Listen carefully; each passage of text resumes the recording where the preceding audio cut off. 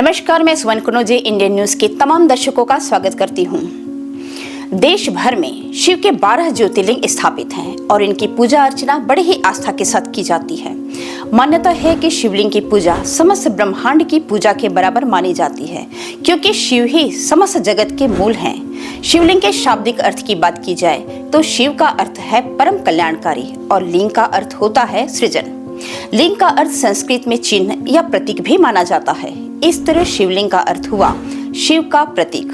भगवान शिव को देव आदिदेव भी कहा जाता है, जिसका मतलब है कोई रूप न होना। भगवान शिव अनंतकाल और सृजन के प्रतीक हैं। भगवान शिव का प्रतीक है आत्मा के उसके विलय के बाद इंसान परम ब्रह्म को प्राप्त कर लेता है। तो हमारा आज का विषय है शिवलिंग की उत्पत्ति कैसे हुई, कहाँ हुई और कौन कौन से पौराणिक कथाएं प्रचलित हैं। तो आइए चलते हैं।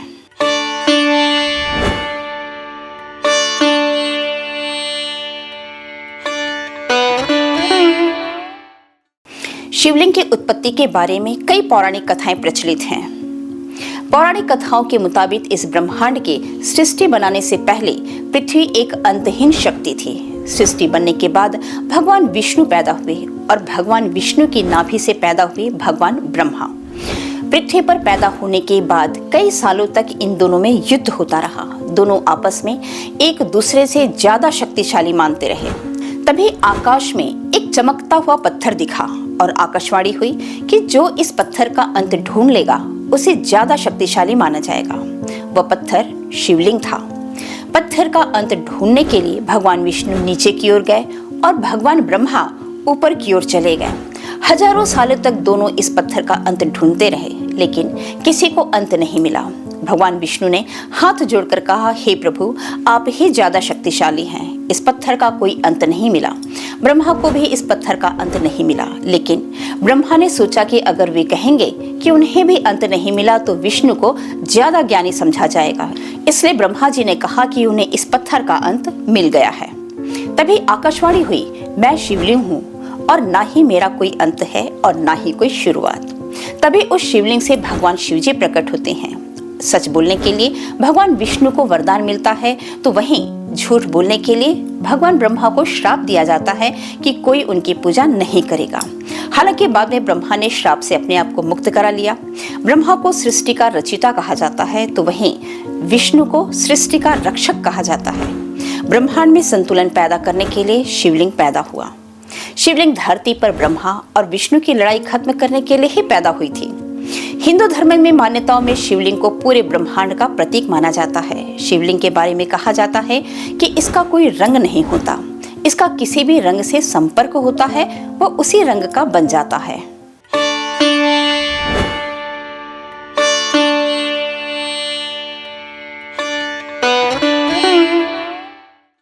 लिंग पुराण के अनुसार शिवलिंग निराकार ब्रह्मांड वाहक है। अंडाकार पत्थर ब्रह्मांड का प्रतीक है और पीठम ब्रह्मांड को पोषण व सहारा देने वाली सर्वोच्च शक्ति है। इस तरह की व्याख्या स्कंद पुराण में भी है। इसमें कहा गया है, अनंत आकाश अर्थात वह महान शून्य जिसमें समस्त ब्रह्मांड बसा है, शिवलिंग है और पृथ्वी उसका आधार है। शिव पुराण में शिवलिंग की उत्पत्ति का वर्णन अग्नि स्तंभ के रूप में किया गया है, जो अनादि व अनंत है और जो समस्त कारणों का कारण है। लिंगोद्भव कथा में परमेश्वर शिव ने स्वयं को अनादि व अनंत अग्नि स्तंभ के रूप में लाकर भगवान ब्रह्मा और भगवान विष्णु को अपना ऊपर व निचला भाग ढूंढने के लिए कहा और उनकी श्रेष्ठता तब साबित हुई जब वे दोनों अग्नि स्तंभ का ऊपर वाला व निचला भाग ढूंढ नहीं सके। शिवलिंग के ब्रह्मांडी स्तंभ की व्याख्या का समर्थन लिंग पुराण भी करता है। लिंग पुराण के अनुसार शिवलिंग निराकार ब्रह्मांड वाहक है, अर्थात अंडाकार पत्थर ब्रह्मांड का प्रतीक है और पीठम ब्रह्मांड को पोषण व सहारा देने वाली सर्वोच्च शक्ति है। इसी तरह की व्याख्या स्कंद पुराण में भी है, जिसमें यह कहा गया है कि अनंत आकाश व महान शून्य है जिसमें समस्त ब्रह्मांड बसा है और शिवलिंग है और पृथ्वी उसका आधार है। समय के अंत में समस्त ब्रह्मांड और समस्त देवता व ईश्वर शिवलिंग में ही विलीन हो जाएंगे। महाभारत में द्वापर युग के अंत में भगवान शिव ने अपने भक्तों से कहा कि आने वाले कलयुग में वह किसी विशेष रूप में प्रकट नहीं होंगे, परंतु इसकी बजाय वह निराकार और सर्वव्यापी रहेंगे।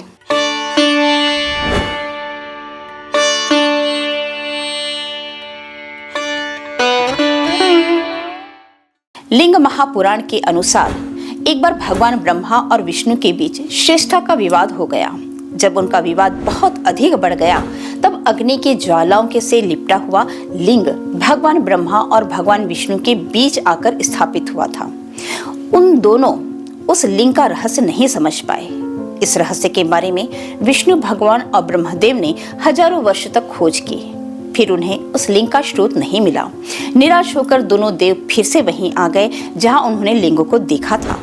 वहां आने पर उन्हें ओम की ध्वनि सुनाई दी, जिसको सुनकर उन्हें अनुभव हुआ कि यह कोई शक्ति है और उस ओम के स्वर की आराधना करने लगे। भगवान ब्रह्मा और भगवान विष्णु की आराधना से प्रसन्न उस लिंग से भगवान शिव प्रकट हुए और सद्बुद्धि का वरदान दिया। देवों को वरदान देकर भगवान शिव चले गए और एक शिवलिंग के रूप में स्थापित हो गए। यही भगवान शिव का पहला शिवलिंग माना गया। इससे पहले भगवान ब्रह्मा और विष्णु ने शिव के उस शिवलिंग की पूजा अर्चना की। तब से भगवान शिव के लिंग के रूप में पूजा करने की परंपरा की शुरुआत मानी जाती है। इसके अलावा शिवलिंग की उत्पत्ति का दूसरा तथ्य है, जो ऐतिहासिक प्रमाणों के अनुसार विक्रम संवत के कुछ सहस्त्राब्दी पूर्व संपूर्ण धरती पर उल्कापात का अधिक प्रकोप हुआ।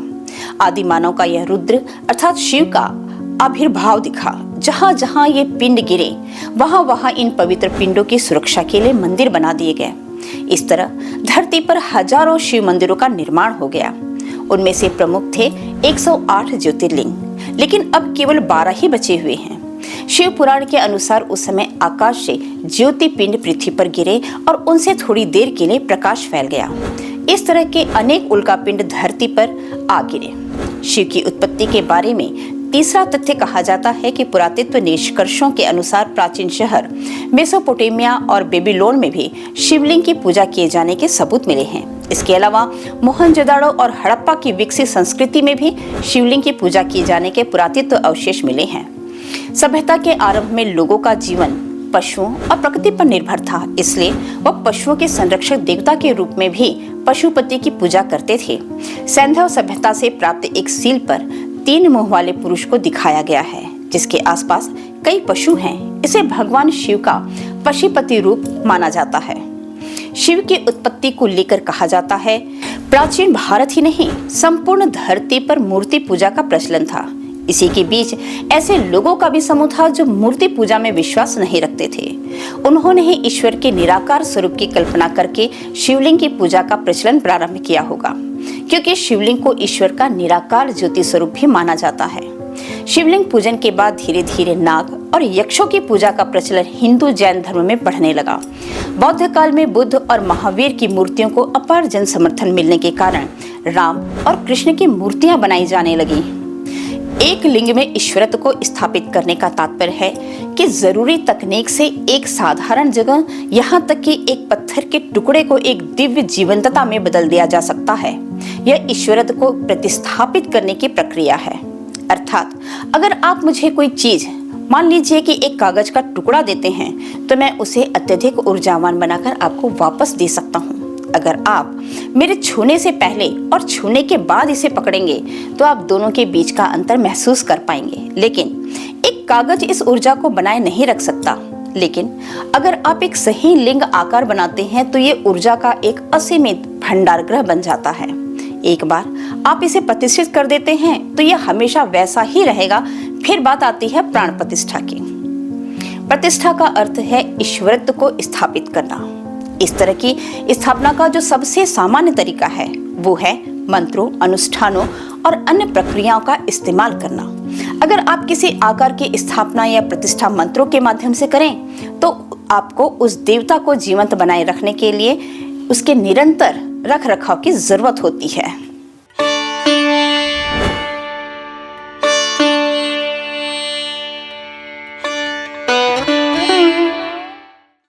प्राण प्रतिष्ठा ऐसी प्रक्रिया नहीं है जब एक आकार की प्रतिष्ठा या स्थापना जीवन ऊर्जाओं के माध्यम से की जाती है, ना कि मंत्रों या अनुष्ठानों से।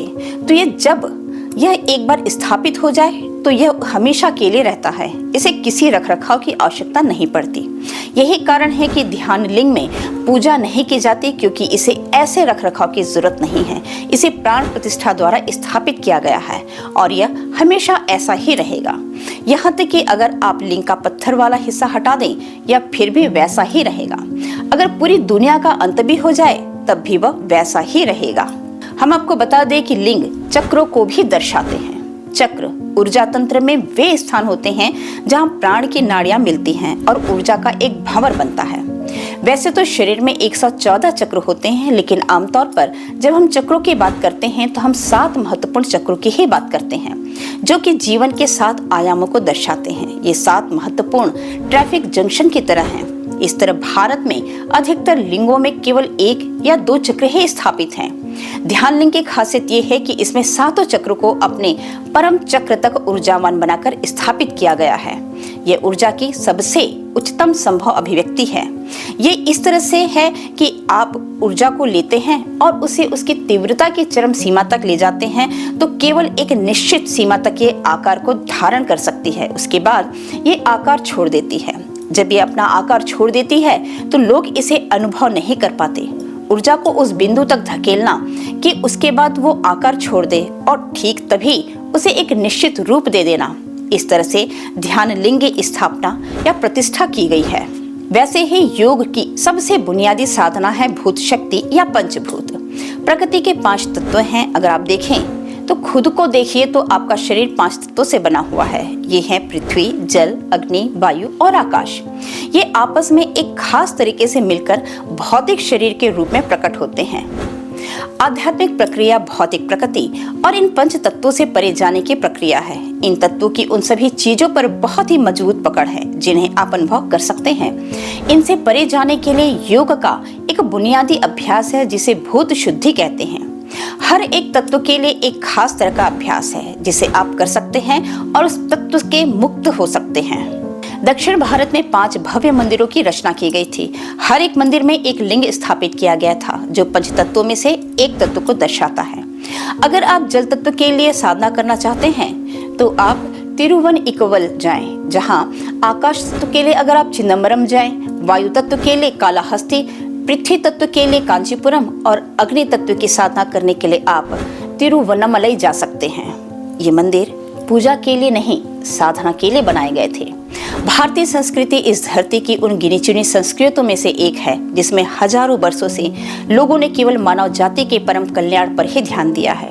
जिस पल आपने भारत में जन्म लिया, आपकी जिंदगी का मतलब आपका कारोबार नहीं था, आपकी पत्नी या आपका परिवार नहीं था। जिंदगी का हर पहलू आपकी मुक्ति के ही बारे में था। पूरा का पूरा समाज इसी तरह से बना हुआ था। इस सिलसिले में हमारी संस्कृति में कई शक्तिशाली साधन बनाए गए हैं। ज्योतिर्लिंग इसी दिशा में एक बहुत शक्तिशाली साधन के रूप में स्थापित किए गए थे। इन आकृतियों की मौजूदगी में होने से एक शक्तिशाली अनुभूति होती है। ज्योतिर्लिंगों में जबरदस्त शक्ति होती है क्योंकि उन्हें एक खास तरीके से बनाया गया है।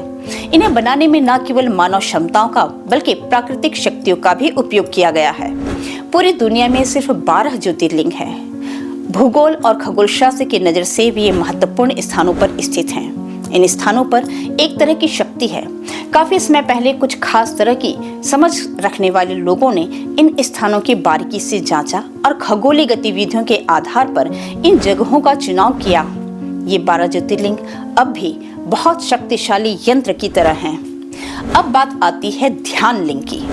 जो लोग कभी ध्यान के अनुभव से नहीं गुजरे हैं वे भी ध्यान लिंग मंडल में कुछ मिनट तक मौन होकर बैठते हैं तो वे ध्यान की गहरी अवस्था को अनुभव करते हैं। संस्कृत में ध्यान का अर्थ है मेडिटेशन और लिंग का अर्थ है आकार, यानी अपनी प्राण ऊर्जाओं का उपयोग करके प्राण प्रतिष्ठा नामक एक दिव्य प्रक्रिया द्वारा लिंग को उसके चरम तक स्थापित करना। इस प्रक्रिया में सभी 7 चक्र शरीर में ऊर्जा के महत्वपूर्ण केंद्रों को उनके चरम तक ऊर्जावान बनाकर स्थापित किया गया, जिससे ध्यान लिंग ज्यादा विकसित प्राणी के ऊर्जा शरीर के जैसा बन गया है।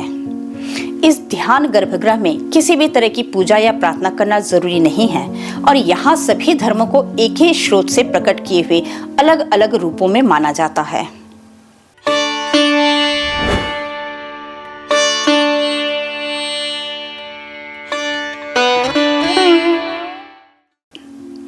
अब हम बात करते हैं महाकाल यानी परम मुक्ति के दाता। शिव का शाब्दिक अर्थ है वो जो नहीं है या कुछ नहीं। इन दो शब्दों में कुछ और नहीं को अलग करने वाला हाइफन का चिन्ह जरूरी है।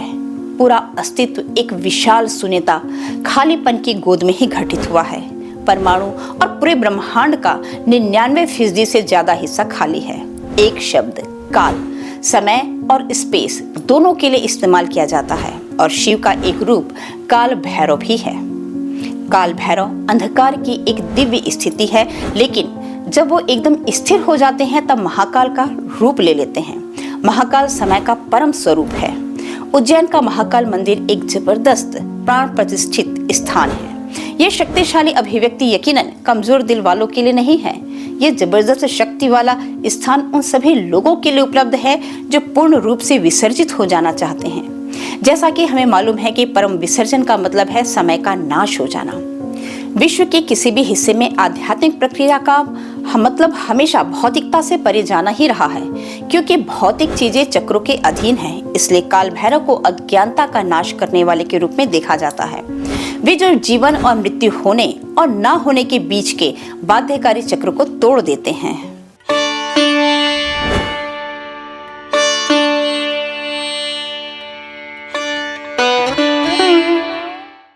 संसार के अन्य स्थानों पर भी लिंग स्थापित है, लेकिन कोई आत्मज्ञानी नहीं है जिसने शिव के असीम आयाम या भौतिक प्रकृति से परे होने के बारे में बात ना की हो।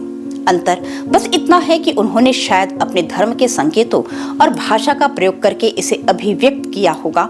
हालांकि पिछले 1500 सालों में दुनिया भर में धर्म का बहुत आक्रामक तरीके से प्रसार होने की वजह से अतीत की ज्यादातर महान संस्कृतियां, जैसे प्राचीन मेसोपोटामिया की सभ्यता, मध्य एशियाई सभ्यताएं और उत्तरी अफ्रीकी सभ्यताएं गायब हो चुकी हैं। इसलिए ये अब बहुत ज्यादा दिखाई नहीं देती। लेकिन अगर आप इतिहास में गहराई से देखें तो ये हर जगह मौजूद थी। तो कहीं ना कहीं आध्यात्मिक विज्ञान हर संस्कृति में मौजूद हुआ करता था।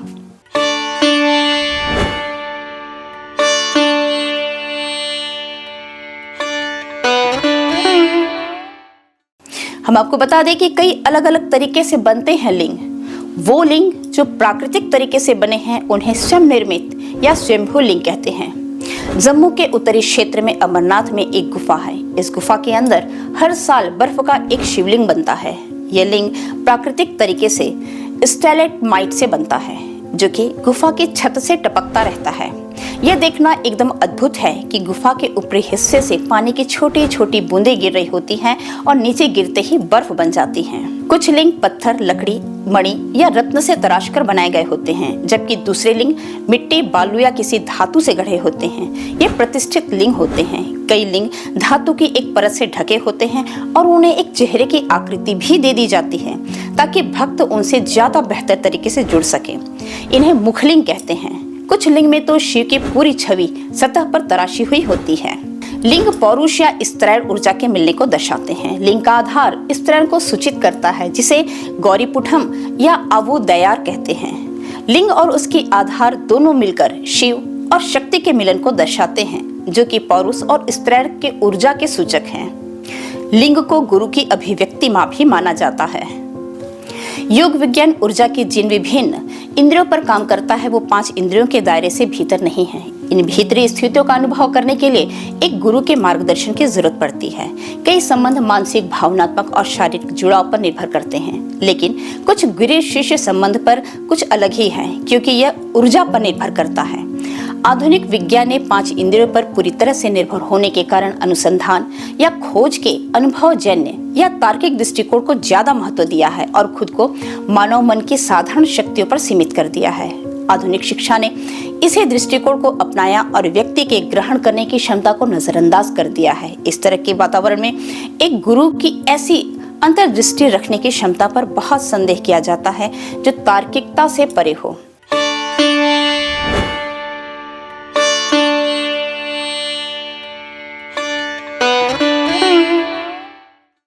पूरे इतिहास में ये देखा गया है कि जिज्ञासु सहज रूप से एक गुरु की तरफ खींचते हैं। आध्यात्मिक मार्गदर्शन की इच्छा को पूरा करने के लिए कुछ दूरदर्शी गुरुओं ने ऐसे ऊर्जा स्थानों का निर्माण किया है जो एक गुरु की उपस्थिति और उसकी ऊर्जा जैसा ही है। जैसा कि ध्यान लिंग एक गुरु की परम अभिव्यक्ति है। यह यौगिक विज्ञान का प्रतिष्ठित सार है जो भीतरी ऊर्जा को उसके चरम पर अभिव्यक्त करता है। शिवलिंग को एक ब्रह्मांडी स्तंभ के रूप में भी माना जाता है। ऐसा कहा जाता है कि एक बार ब्रह्मा और विष्णु के सामने एक विशाल अग्नि स्तंभ अवतरित हुआ। तेज रोशनी के कारण इस अनंत स्तंभ से ओम की ध्वनि उत्पन्न हो रही थी। वो मंत्रमुग्ध हो गए और उन्होंने इसका पता लगाने का फैसला किया। ब्रह्मा ने इस स्तंभ का ऊपरी सिरा खोजने के लिए एक हंस का रूप धारण किया और नीले आकाश की ऊंचाई में उड़ गए, जबकि विष्णु इस स्तंभ की बुनियाद या आधार को ढूंढने के लिए वराह का रूप धारण करके ब्रह्मांड की गहराई में उतर गए। दोनों हार गए। यह विराट स्तंभ कोई और नहीं बल्कि खुद शिव थे।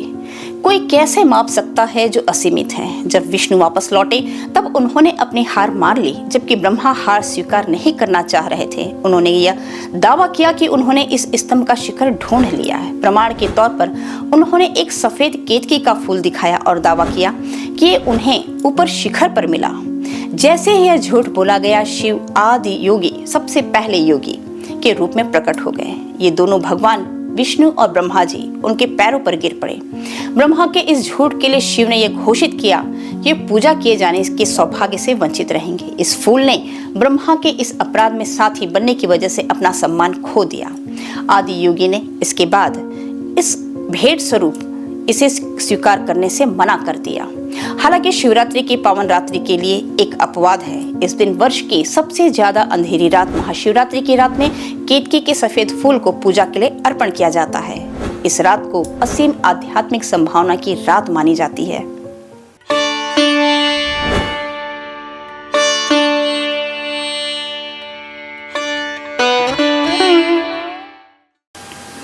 आपने देखा होगा अक्सर शिवलिंग के ऊपर हमेशा एक कलश होता है जिससे शिवलिंग पर बूंद बूंद पानी टपकता रहता है। धार्मिक शास्त्रों के अनुसार शिवलिंग पर कलश से बूंद बूंद पानी टपकने का रहस्य समुद्र मंथन से जुड़ा हुआ है। कहते हैं समुद्र मंथन के समय जब महादेव ने विष ग्रहण किया था तब उनका मस्तिष्क और गला गर्म हो गया था, जिसके बाद महादेव को ठंडक पहुंचाने के लिए उन पर जल डाला गया, जिससे महादेव को आराम मिला। तब से शिव जी को जलाभिषेक बेहद प्रिय लगने लगा, इसलिए शिवलिंग पर जलाभिषेक करना शुभ माना जाता है। मान्यता है कि महादेव का मस्तक और गला ठंडा रखने के लिए शिवलिंग के ऊपर कलश स्थापित किया जाता है, जिससे 24 घंटे लगातार पानी बूंद बूंद शिवलिंग पर टपकता रहता है। मान्यता है कि जो भी भक्त शिवलिंग पर जलाभिषेक करते हैं उस पर शिव जी की कृपा सदैव बनी रहती है। जैसा कि आपने देखा होगा कि मंदिरों में शिवलिंग पर टपकने वाला जल एक छोटी सी नलिका द्वारा बाहर निकलता है। इस नलिका को जलाधारी कहते हैं। धार्मिक शास्त्रों के अनुसार किसी भी मंदिर में शिव की परिक्रमा देते वक्त इस जलाधारी को लांघना नहीं चाहिए, इसलिए शिव जी को हमेशा आधी परिक्रमा ही दी जाती है ताकि जलाधारी को लांघा नहीं जा सके। माना जाता है कि जल से शिवलिंग का रुद्राभिषेक करने से उन्नति होती है। कुशा जल से अभिषेक करने पर रोग व दुख से छुटकारा मिलता है। उसी प्रकार अगर दही से अभिषेक करने पर पशु, भवन तथा वाहन की प्राप्ति होती है और गन्ने के रस से अभिषेक करने पर लक्ष्मी की प्राप्ति होती है। मधु युक्त जल से अभिषेक करने पर धन वृद्धि होती है। तीर्थ जल से अभिषेक करने पर मोक्ष की प्राप्ति होती है और इत्र मिले जल से अभिषेक करने से रोगों का नाश होता है। इसी प्रकार दूध से अभिषेक करने पर पुत्र प्राप्ति होती है और प्रमेह रोग की शांति और सारी मनोकामनाएं पूर्ण होती है। गंगा जल से अभिषेक करने से बुखार यानी ज्वर ठीक हो जाता है। दूध शर्करा मिश्रित अभिषेक करने से सद्बुद्धि की प्राप्ति होती है और घी से अभिषेक करने से वंश विस्तार होता है। सरसों के तेल से अभिषेक करने से रोग और शत्रुओं का नाश होता है। इसके साथ ही शुद्ध शहद से रुद्राभिषेक करने से पाप क्षय होते हैं। इसके अलावा शिवलिंग पर कच्चे चावल चढ़ाने से धन संपत्ति की प्राप्ति होती है। माना जाता है कि तिल चढ़ाने से समस्त पापों का नाश होता है। शिवलिंग पर जौ चढ़ाने से लंबे समय से चली आ रही परेशानियां दूर होती हैं। वहीं शिवलिंग पर गेहूं चढ़ाने से सुयोग्य पुत्र की प्राप्ति होती है और शिवलिंग पर जल चढ़ाने से परिवार के किसी सदस्य का तेज बुखार कम हो जाने की मान्यता है। शिवलिंग पर दूध में चीनी मिलाकर चढ़ाने से बच्चों का मस्तिष्क तेज होता है, ऐसा माना जाता है। और गन्ने का रस चढ़ाने से सांसारिक सुखों की प्राप्ति होती है। शिवलिंग पर जल चढ़ाकर गंगा स्नान कराने से मनुष्य के भौतिक सुखों के साथ साथ मोक्ष की प्राप्ति होती है। ये भी माना जाता है कि शिवलिंग पर शहद अर्पित करने से मधुमेह और टीबी की समस्या से राहत मिलती है। शिवलिंग पर गाय के दूध से बना शुद्ध देसी घी चढ़ाने से शारीरिक दुर्बलता से मुक्ति मिलती है और शिवलिंग पर आंकड़े यानी आंख के फूल चढ़ाने से सांसारिक बाधाओं से मुक्ति मिलती है और मोक्ष की प्राप्ति होती है। हमने अक्सर शमी के बारे में सुना है। शमी के पत्तों को शिवलिंग पर चढ़ाने से सभी तरह के दुखों से मुक्ति होती है और उन्नति का मार्ग प्रशस्त होता है। किंतु उपरोक्त कार्य सोमवार, त्रयोदशी, शिवरात्रि या श्रावण के मास में नित्य करने से लाभ मिलता है। कहने का तात्पर्य शिवलिंग एक ऊर्जा का स्वरूप है और लिंग शब्द का मतलब है आकार। हम इसे आकार इसलिए कह रहे हैं क्योंकि जो अप्रकट है वो जो खुद को प्रकट करने लगता है, या दूसरे शब्दों में कहें तो जब सृष्टि की उत्पत्ति शुरू हुई तो जो सबसे पहला आकार इसने लिया था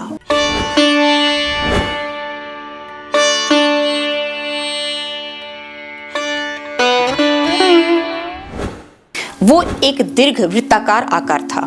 एक पूर्ण दीर्घ वृत्त या इलिप्स को हम एक लिंग कहते हैं। सृष्टि की शुरुआत हमेशा एक दीर्घ वृत्त या एक लिंग के रूप में हुई और उसके बाद ये कई रूपों में प्रकट हुई। और हम अपने अनुभव से ये जानते हैं कि जब आप ध्यान की गहरी अवस्था में जाते हैं तो पूर्ण विलीन होने वाला बिंदु आने से पहले ऊर्जा एक बार फिर एक दीर्घ वृत्त या लिंग का रूप ले लेती है। तो इस तरह से सबसे पहला आकार भी लिंग है और सबसे आखिरी आकार भी लिंग ही है। आशा करते हैं आज की जानकारी आपको अच्छी लगी होगी।